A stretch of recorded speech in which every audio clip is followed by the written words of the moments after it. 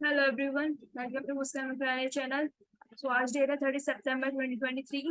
सो हमारे ये daily current affairs का सेशन स्टार्ट करते हैं। चलिए।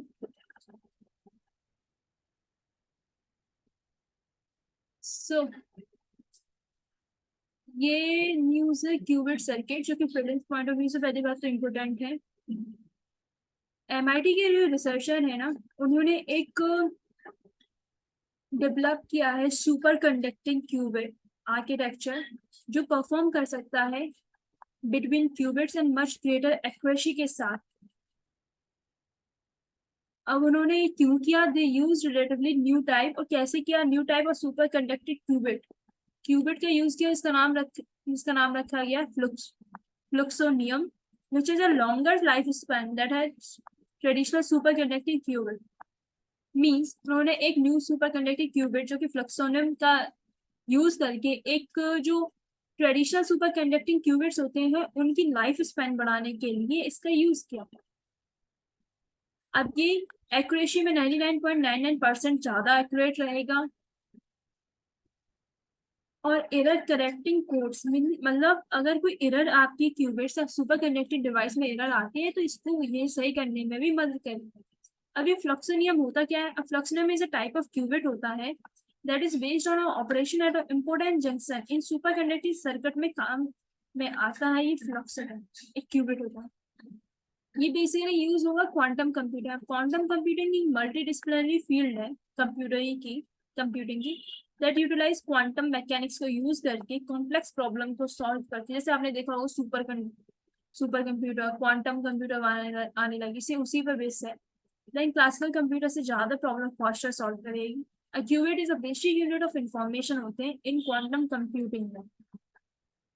तो आर्टिकल में इम्पोर्टेंट ये चीज है, फ्लॉक्सीनियम क्या होता है। ये एक टाइप का क्यूबिट है, इसको यूज किया गया है रिसेंटली एमआईटी की एक रिसर्च में। For what? For super conducting architecture के लिए। सो बढ़ते हैं हम अपने नेक्स्ट आर्टिकल की ओर।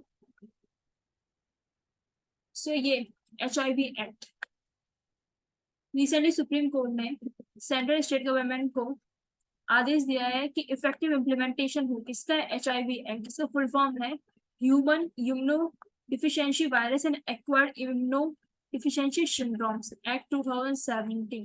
इसको HIV एक्ट भी बोलते हैं। कोर्ट ने सभी courts, tribunal and quasi judicial bodies को इंस्ट्रक्ट किया है कि cases related to HIV infected individual हैं उनका जल्द से जल्द निपटारा किया जाए under the section 34(2) of HIV act के तहत। और साथ ही में जो HIV इन्फेक्टेड इंडिविजुअल हैं उनकी एनोनिमिटी मीन्स उनकी पहचान को गुप्त रखी जाए। एंड emphasize किया गया है कि property of children, their parents और guardian affected by HIV AIDS and care support of children infected with HIV AIDS के प्रोटेक्शन में। इसे कोई पर्सन है जिसको HIV एड्स है, उसके बच्चे, उसकी प्रॉपर्टी सबके देख रेख किया जाए। और अब ये HIV के बारे में बोला गया कि HIV होता क्या? एक वायरस से अटैक की गई बॉडी के ह्यूमन सिस्टम के खराब होने को HIV बोलते हैं। मीन्स एक वायरस है HIV वायरस जो हमारी इम्यूनिटी सिस्टम को डिस्ट्रॉय करता है और जो एक बीमारी को लेकर होती है जिसके कारण उसको एड्स बोलते हैं। अगर ये सही ट्रीट नहीं होती है और अभी तक इसकी कोई इफेक्टिव क्योर नहीं है, ना वैक्सीन है ना कोई एंटीडोट वगैरह कुछ भी नहीं, but with proper medical care अच्छे से हो HIV को कंट्रोल किया जा सकता है, रोका नहीं जा सकता। HIV spread by contact with certain bodily fluid with a person with HIV के पर्सन से अगर कोई बॉडली फ्लूइड यानी कि छींक से और मुंह से या फिर ड्रॉपलेट से, इन सब से इन्फेक्शन फैल सकता है। HIV अटैक करता है हमारे व्हाइट ब्लड सेल्स को, जो कि उनका नाम होता है CD4 सेल्स को अटैक करता है फर्स्ट ऑफ ऑल, जिसके कारण हमारी इन्फेक्शन एंड डिसीज को रोकने की क्षमता कम होती जाती है। और इसके साथ साथ इन्फेक्शन और अदर टाइप्स ऑफ कैंसर भी हमारी बॉडीज पर अटैक करते हैं। आर्टिकल बेसिकली ये इस बात में इम्पोर्टेंट है कि HIV एक्ट भी है हमारी कंट्रीज में, इंडिया में। HIV के बारे में हमने जाना, कौन सी डिसीज है, वायरस से होती है, इफेक्टिव क्योर है नहीं है, वैक्सीन अवेलेबल है नहीं है, जो आगे चल के हमारी एड्स को बढ़ावा देती है। सो बढ़ते हैं हमारे नेक्स्ट आर्टिकल की ओर।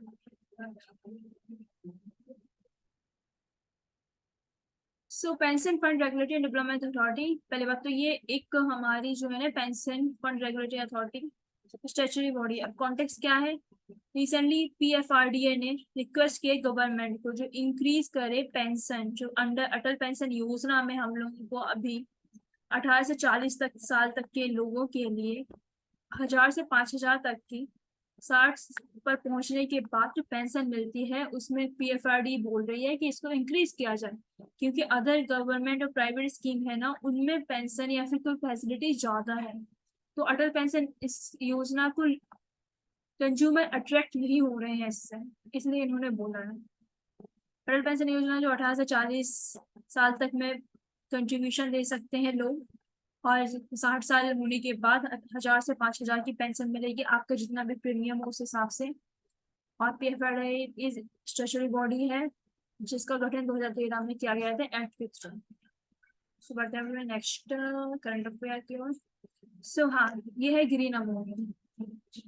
ये साइंस इन्वायरमेंट के लिए बहुत इंपॉर्टेंट है कि ग्रीन अमोनिया होती क्या है। यहाँ पे ये blue ammonia, brown ammonia, green ammonia, ये 3 टाइप की अमोनिया होती है। ये recently VO Chidambaram port authority in Tamil Nadu में सक्सेसफुली रिसीव कर लिया हैंडल करने के लिए green ammonia container from Egypt. Egypt से green ammonia container VO Chidambaram port authority Tamil Nadu के पास रिसीव हुआ है। इसलिए ये न्यूज में है कि ग्रीन अमोनिया होती क्या है। तो ग्रीन अमोनिया एक अमोनिया ही है that is produce using renewable energy से यूज करके हम अमोनिया को लेते हैं। और हाइड्रोजन कैसे लेते हैं, वाटर इलेक्ट्रोलिसिस करके। मीन्स वाटर का है हम लोगों का H2O है ना, इसको इलेक्ट्रोलिसिस करके इससे हम लोग लेते हैं हाइड्रोजन और रिन्यूएबल एनर्जी से लेते हैं एनर्जी, उससे बनती है हमारी ग्रीन अमोनिया। इसलिए कार्बन डाइऑक्साइड फ्री होती है, इसलिए ग्रीन अमोनिया बोलते हैं। यहाँ पे डिफरेंट टाइप्स ऑफ अमोनिया है। लाइक ब्राउन अमोनिया हमको फॉसिल फ्यूल से मिलती है, इसमें हाई कार्बन क्रेडिट रहता है, मीन्स कार्बन की क्वांटिटी ज्यादा रहती है। वहीं ग्रीन अमोनिया मैंने जैसे पहले ही बताया कि ये सस्टेनेबल इलेक्ट्रिसिटी एंड वाटर के साथ बनती है, इसे जीरो कार्बन क्रेडिट। अब रही बात ब्लू अमोनिया, जो कार्बन कैप्चर रहते हैं ना, जब समुद्र के धरातल के नीचे हम लोग कार्बन को कैप्चर करके बंद करके रख देते हैं, तो उस टाइम पर जो फॉसिल फ्यूल बनते हैं उनसे ली गई अमोनिया ब्लू अमोनिया होती है। इसमें कार्बन क्रेडिट होता है लेकिन ब्राउन अमोनिया से कम रहता है। सो डिफ्रेंशिएशन, और ये कितने डिफरेंट टाइप की अमोनिया होती है, ग्रीन अमोनिया क्या होती है, प्रेजेंट कॉन्टेक्स्ट क्या है।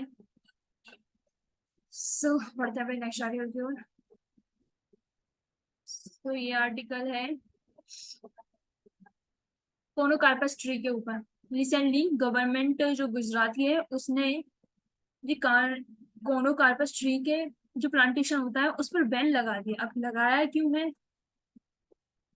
उसने लगाया कि ये कोनोकार्पस ट्री जो होते हैं ना एडवर्स इम्पैक्ट डालते हैं एनवायरमेंट एंड ह्यूमन हेल्थ पर।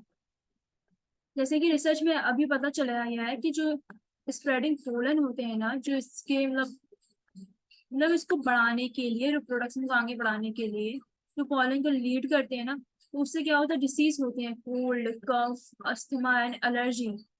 एक तो ये रीजन है।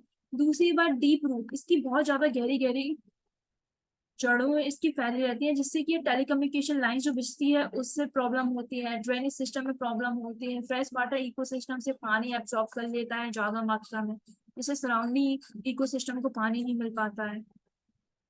इसको कॉमनली कार्ड बोलते हैं, वुडन बोट और वुडन मैंग्रोव भी बोलते हैं कॉर्पस ट्री को। अब मैंग्रोव सिरप होता है एक variety that grows on a saline and tropical subtropical region में ये हमारे जो कोस्टल एरिया की सराउंडिंग में उगते हैं। So film point of view से ज्यादा इंपॉर्टेंट नहीं, कॉर्पस होता क्या है, पूछ लेंगे वर्ड्स ट्री या फिर फेस, तो आपको बताना ट्री है और ये अच्छा ट्री नहीं है, गुजरात गवर्नमेंट ने बैन लगाया। सो बढ़ते हैं अपने नेक्स्ट नेक्स्ट और लास्ट आर्टिकल की ओर। तो रिसेंटली इंडिया और बांग्लादेश ने एक एग्रीमेंट साइन किया है क्लाइमेट रिलेटेड लॉस हो रहा है जो सुंदरबन में उसके लिए। अब सुंदरबन क्या है, सुंदरबन एक यूनेस्को वर्ल्ड हेरिटेज साइट्स है जो कि 2 कंट्री यानी कि इंडिया और बांग्लादेश को शेयर करता है। देखो आप मैप में भी दिखाया गया है कि India and Bangladesh, India Bangladesh ये सुंदरबन है।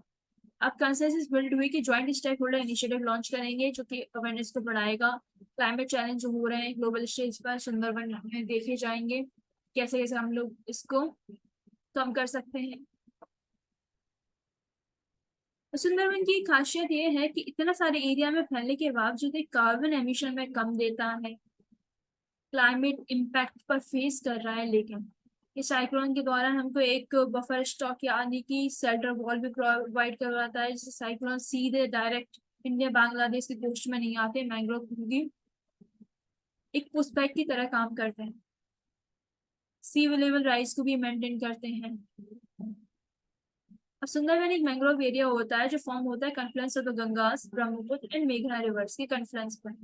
मीन्स हमारे यहाँ से गंगा आती है, यहाँ से ये हमसे ब्रह्मपुत्र आती है, और मेघना भी यहाँ से, तो ये कन्फ्लुएंस पर बनता है हमारा सुंदरबन। और Sundarban in India is the largest mangrove ecosystem. India क्या है,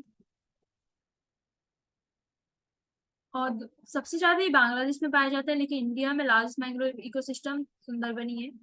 it contains Sundarban tiger reserve, Sundarban wetland, Sundarban national park, wild reserve, only for mangrove forest in the world inhabited by tigers। So article हमारे इन्वायरमेंट इकोलॉजी इन्वायरमेंट के point of view से important article है। क्या क्या initiative launch कर रही है दोनों गवर्नमेंट, क्या इम्पैक्ट आ रहा है क्लाइमेट का इस पर।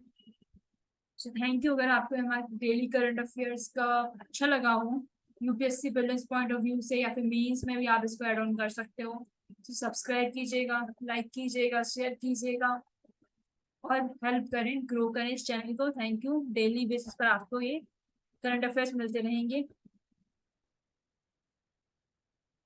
Thank you, bye bye.